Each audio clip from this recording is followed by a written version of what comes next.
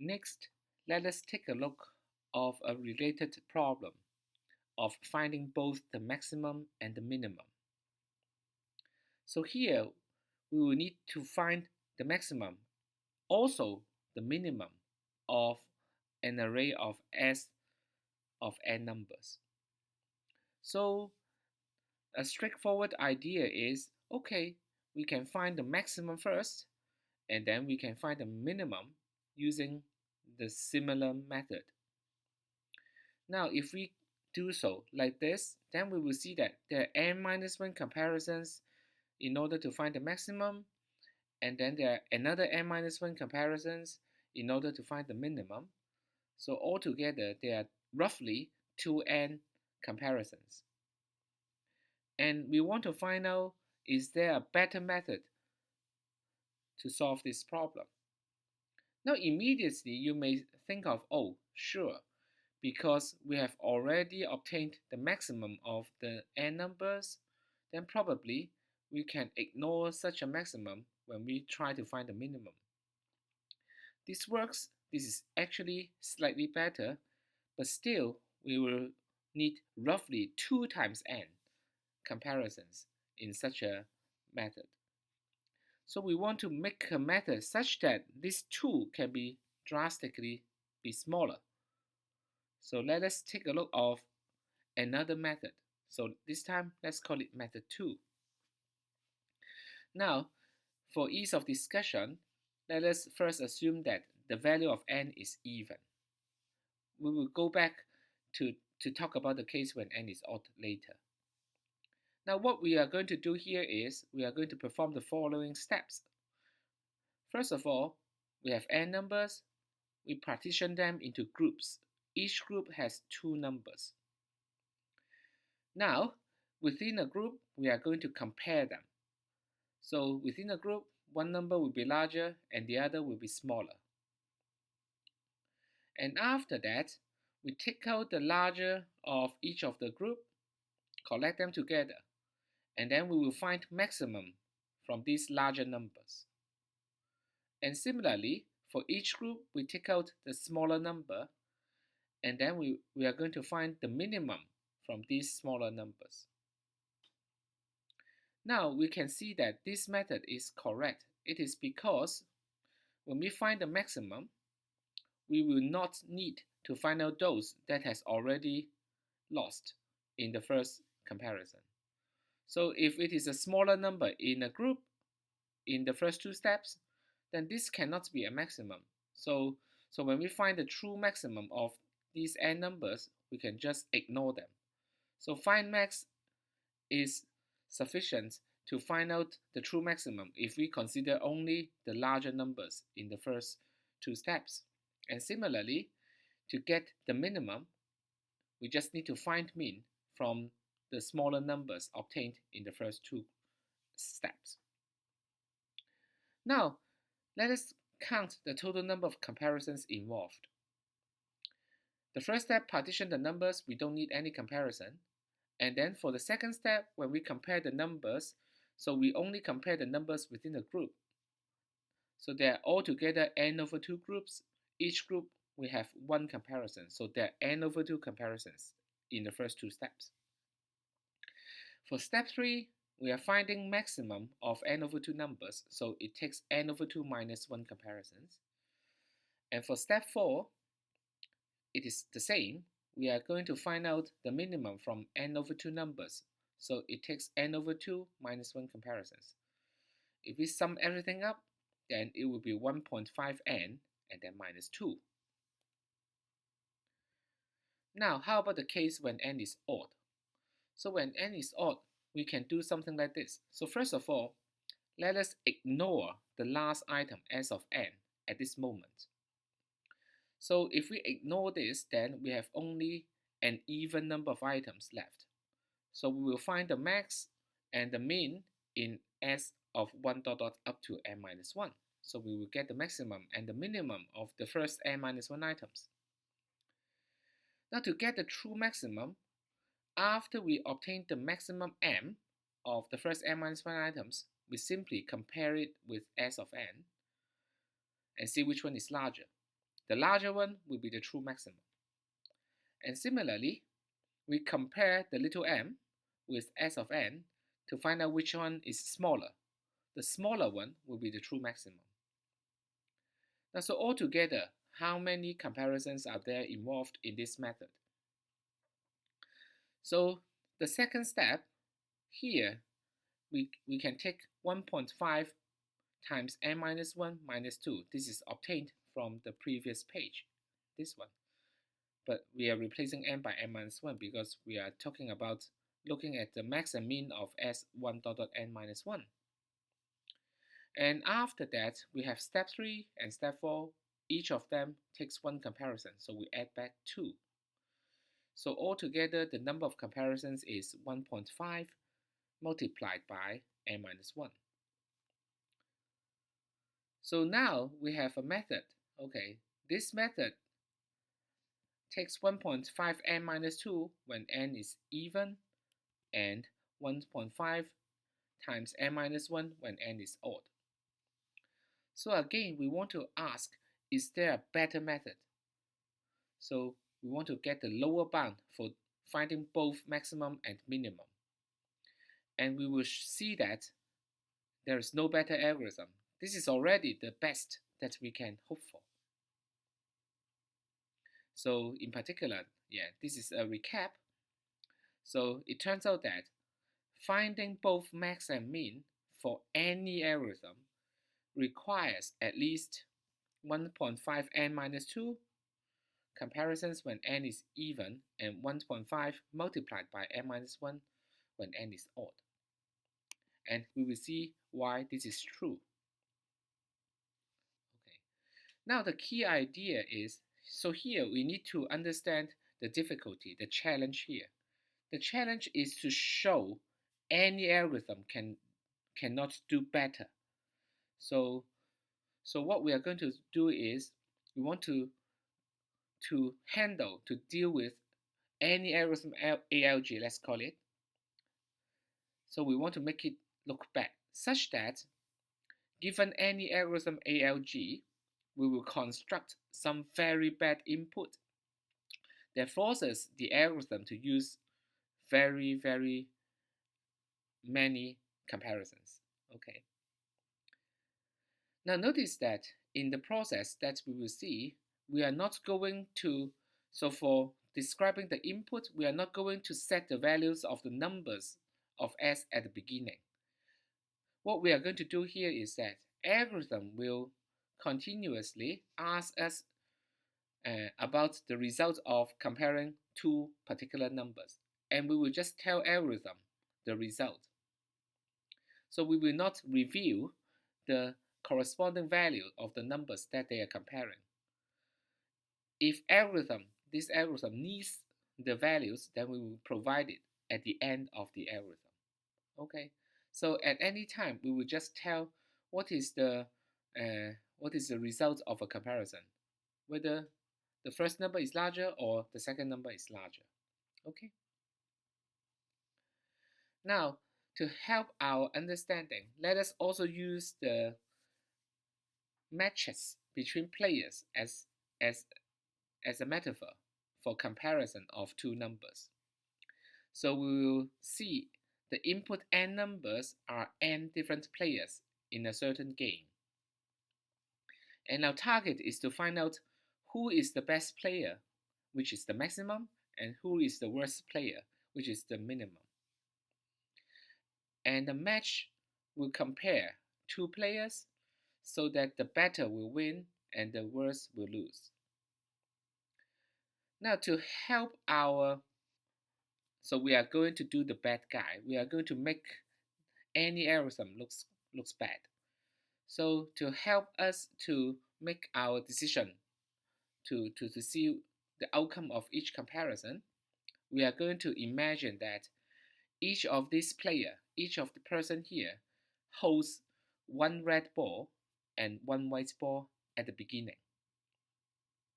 So a red ball that a player is holding means that this person has not lost so far.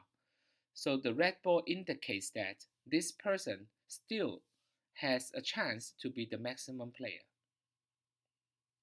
And similarly, this should be a blue ball. So there is a table here. So a blue ball here indicates that the person, on the other hand, has not won so far. So in that case, such a person will still have a chance to be the minimum player. So, okay, now the following is the general idea of how we determine the outcome of a comparison. Okay, so we are actually playing the bad guy, so we will wait for the algorithm to instruct who the players that it wants to compare. Okay, when the algorithm gives us two players, then we will check what are the balls that they are holding. Now, if the players, both of them have two balls, so one red, one blue, then what do we do? Okay, so in that case, these two players look indifferent, so they look really symmetric. So we will just assign one of them as the winner and the other as the loser. So for the winner, then we will allow this to keep the red ball. So for this one, it can no longer be the minimum. So in that case, it will throw away the blue ball. Now, there could be a situation that we are comparing, so we are asked to compare two players, and one of them has just one red ball. So in such a case, then we will make this one to be the winner. So he will keep the red ball. And similarly, if we are comparing two players, and then let's say one of them has a blue ball, then what we do, okay, we will allow this player to keep the blue ball so that we will say, oh, the one having the blue ball will lose this match. So here, step 2 and step 3 will try to let the ball to be in the holding of the player, okay, if it has only one ball. Now, there is also a possible situation where one of them has two balls, but then the other has already lost all the balls, no balls at all. So in that case, we will allow the one with two balls to win. And then this person will keep the red ball and also throw away the blue ball. We will see an example soon and see an example run. Okay. Now, this is about we are talking about this from the perspective of one of the players. So how about the other player? So the other player will remove the corresponding ball in a consistent method. So for instance, if both of them have two balls, so the winner will keep the red, and then the other player will be the loser. So the other player will keep the blue and throw away the red. Okay, so this is what we are going to do the decision. So let's see an example run. Okay, so initially we have 5 players, A, B, C, D, E, and then we will wait for the algorithm to decide who the two players that it wants to compare. We will just wait and then tell the algorithm what are the outcomes. So suppose that the algorithm now compares A and B, and then we are playing the bad guy, and then we will see that, oh, A and B, they both have two balls, so we will assign one of them as the winner and one of them as the loser. So perhaps we will say A is the winner, B is the loser. So the winner keeps the red ball, throw away the blue, and the loser keeps the blue, throw away the red. And next, let's say the algorithm compares A and C. Now A and C, we will see that A has only one ball left. So what we are going to do, we will allow A to keep the red ball. So when A keeps the red ball, A wins, so that it forces C to lose, and C loses, so C can still keep the blue ball, but C has to throw away the red ball. So the outcome of this one will be A is the winner, C is the loser, and then C will need to throw away the red ball. Now we are using this dotted arrow to show who is the winner. So A wins over B, A wins over C. And next we compare B and C. Now we will see that B and C both have just one blue ball. So in that case, one has to win, the other has to lose. So we just arbitrarily decide who is winning, who is losing. So here, let's say C is winning. Now if C is winning, then in that case, C cannot be the minimum anymore. C cannot be the worst player. So C has to throw away the blue one. And next we compare B and E. So if we compare B and E, then we will see that B is the one with the blue ball. So in that case, E will win, and then E keeps the red. So this is what will happen. And let's compare E and A. So for E and A, both have just the red ball, so we can arbitrarily assign one of them as the winner, the other as the loser. So suppose that E is the winner. So in that case, A has to throw away the red ball. Okay. Now basically, the above are most of the scenario that we will meet. We have actually missed one scenario. So there is a case where we may have both players that doesn't have any ball anymore. So we will see that A has no balls and C has no ball. So what if the algorithm asks us to compare A and C, or compare A and C again? Okay. So we don't actually worry about comparing A and C again or what. So we have a general rule. Okay. So how to determine if the two players both doesn't have, so each one of them does not have any balls. So in that case, what we are going to do here is we are going to assign the winner and loser. So we are going to make a new dotted arrow, right? This winning relationship, so that we will avoid any directed cycle. So we will not make any cycle that you can start from a certain player, follow this green arrow again and again, okay, so that it can come back to itself. So in this case, so for instance, we have a dotted arrow from A to C.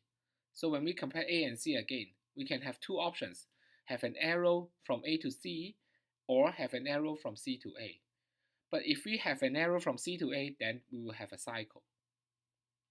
So in that case, we won't allow this to happen. So in that case, we will assign A to be the winner and C to be the loser. Now it turns out that this is always possible. I mean, it is always possible that one of the directions will not create a directed cycle. We are not going to prove this now, but then we will leave this for you as an exercise. So if at the beginning we don't have any directed cycle, then when you need to add a certain arrow, in this case a certain arrow, a certain winning relationship in this diagram, we can be sure that there is always one possible direction, so that it won't create any directed cycle. So in general,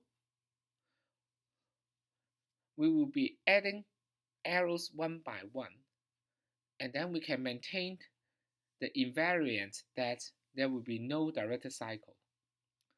So in the end, by the time that the algorithm finishes all the comparisons, there will still be no directed cycle. Now if this happens, then we will later in this course, we will show that we can assign values to the players consistently, so that if a player wins against another one, the winner will have a larger value, the loser will have a smaller value. And this problem of assigning values in such a consistent way is called the topological sort problem. We will get back to this later in this course, but for this moment, let us assume that this is correct. So this pretty much has solved our problem of creating a bad input. So the idea of having this bad input is, so what is the reason, or what is the basic idea that we are going to create an input that makes the number of comparisons a lot? We will see that we are looking at the balls of the players, and then we will do what? We will throw away balls from time to time, But then our bad decision, so we are going to make some decision that makes the algorithm looks bad in a way that we are trying to keep as many balls as possible. Now notice that if the algorithm is correct, then by the time it finishes, we can only have one red ball, and then we can only have one blue ball remaining. Because if there are two red balls, then these two players are those that have not lost at all. So we cannot determine who is the best player. And similarly, we cannot have more than one blue. Otherwise, we cannot determine who is the worst player. So for any correct algorithm, we must lose 2n minus 2 balls along the way. But then we will see that using our decision, okay, so we try to make the decision so that the balls are losing in a much slower way, as slow as possible. So we will see that in a comparison, sometimes we may be losing 2 balls, but this is a rare scenario. 2 balls are only removed when we have 2 players with 2 balls. So we must have 2 players such that they both have 2 balls in order to have 2 balls being lost in a round. So look at this. So when we compare A and B, we have this. So after the comparison, so A loses 1 ball and B loses 1 ball. So altogether 2 balls are lost in this comparison. But on the other hand, if we are comparing 1 ball with 2 balls, then we will see that only 1 ball is lost. So for most of the scenario, we are not going to lose 2 balls. 2 balls only will be lost when we are really comparing 2 fresh players. And that means that when n is even, then we can do so. We can lose 2 balls only n over 2 times. And similarly, when n is odd, we can only lose 2 balls in a comparison, only n minus 1 divided by 2 times. So these are the maximum number of times that the comparison can be losing 2 balls. And for every other situation, it will remove at most 1 ball. So now we are nearly done. Okay, so let's look at the 2 cases separately. So when n is even, then we will see that we may be losing 2 balls in n over 2 comparisons, so that altogether n balls are lost in this way. But then remember that we need to remove 2n minus 2 balls. So n balls could be lost in such an efficient way, but then that means that we still need at least n minus 2 comparisons to remove the remaining n minus 2 balls. So 2n minus 2 balls, n of them can be lost quickly, but you still have n minus 2 balls left. So we need n minus 2 comparisons. So altogether, this means what? This means that there are n over 2 comparisons plus n minus 2 comparisons involved. So altogether, it means that we will need at least 1 minus 5n minus 2 comparisons. So a 1.5n minus 2 comparisons. So this matches the previous upper bound result. Now how about the case when n is odd? Okay, now when n is odd, so we may have comparisons that are losing 2 balls, but then there are at most n minus 1 over 2 of them, and they are losing n minus 1 balls at most in total.